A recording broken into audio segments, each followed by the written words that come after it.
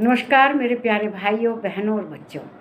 आप तो जानते ही हैं कि हम लोग इस समय श्रीमद् भगवत गीता के एक एक इस श्लोक का गहराई से अध्ययन करना चाहते हैं और जानना चाहते हैं कि श्री कृष्ण भगवान आखिर में अर्जुन को क्या बता रहे हैं, क्या सिखा रहे हैं, उसको हम अपने जीवन में कैसे उतार कर व्यवहार में ला के अपना जीवन सुखमय कर सकते हैं।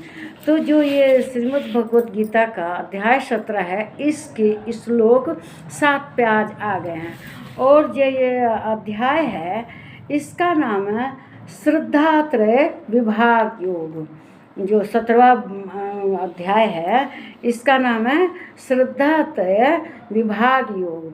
तो इस 7वें श्लोक में श्री कृष्ण भगवान अर्जुन को क्या समझा रहे हैं, हम लोग यह जानने की कोशिश करेंगे, इसका गहराई से अध्ययन करेंगे। देखिए, कहते हैं 7वें श्लोक में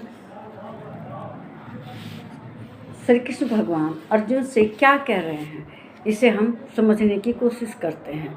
तो देखिए, कहते हैं आहार अस्तपि सर्वस्य त्रिविधो भवति प्रिय यज्ञस्तप तथा दानम तेषां भेदमिमं शृणु।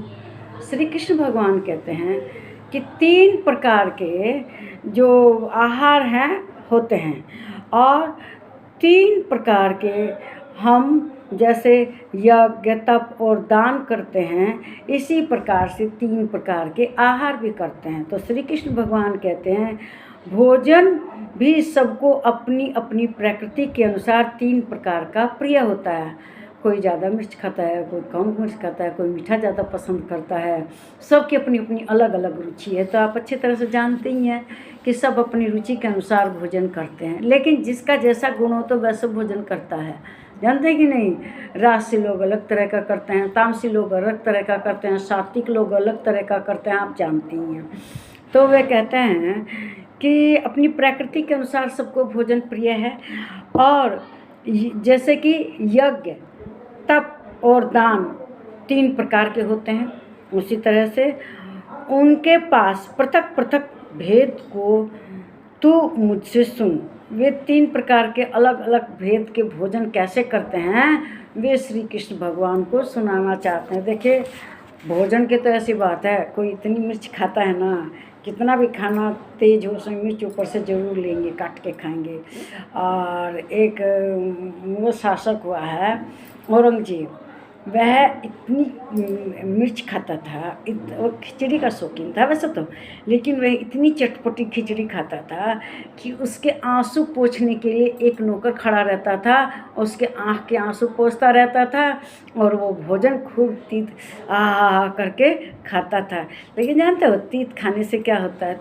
तीता, कड़वा, मीठा। कुछ लोग बहुत गरम गरम भोजन करते हैं। तो देखिए, जीव के बस में होकर वे ऐसा कार्य करते हैं और जीव के ही कारण दुख उठाते हैं। अब कोई शुगर का रोगी अगर मीठा खाएगा, रसगुल्ला खाएगा तो उसकी क्या दशा होगी, लेकिन है वो उससे जो नहीं छोड़ते, उसे भोगना पड़ता है। किसी के पैर खराब हो जाते हैं, किसी की आँख खराब हो जाती है, अंधे हो जाते हैं। मतलब मुझे चटपटा खाना चाहिए, हर हाल में वो चटपटा मुझे चाहिए, बस इसी उसमें रहते हैं और वह बहुत दुखदाई होता है। खूब गरम गरम खाते हैं, चटपटा खाते हैं, खूब चटक नमक खाते हैं। इससे क्या होता है, उनको तरह तरह की बीमारियां घिर। अब वो राशि लोग होते हैं।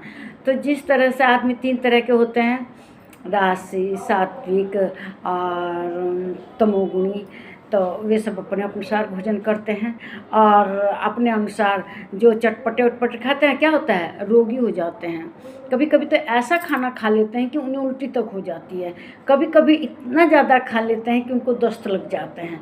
लेकिन सात्विक लोग ऐसा नहीं करते। सात्विक लोग तो हमेशा जो स्नेह युक्त खाना खाते हैं, चिकना खाना खाते हैं। स्नेह युक्त मतलब जिसमें नमक ज़्यादा ना हो, मीठा ज़्यादा ना हो, गरम ज़्यादा ना हो, रूखा खाना ना हो, ऐसा खाना सात्विक लोग खाते हैं।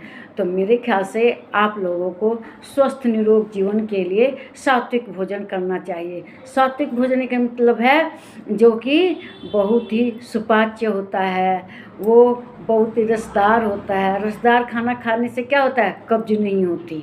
तो आप लोग भी इसको जीवन में उतारिए अपने, और हमेशा अच्छा खाना खाने की कोशिश कीजिए और सात्विक बनिए। मेरे विचार आपको अच्छे लगे हैं तो मेरे चैनल को सब्सक्राइब कीजिए। नमस्कार मेरे प्यारे भाइयों, बहनों और बच्चों, और सदा प्रसन्न और खुश रहिए।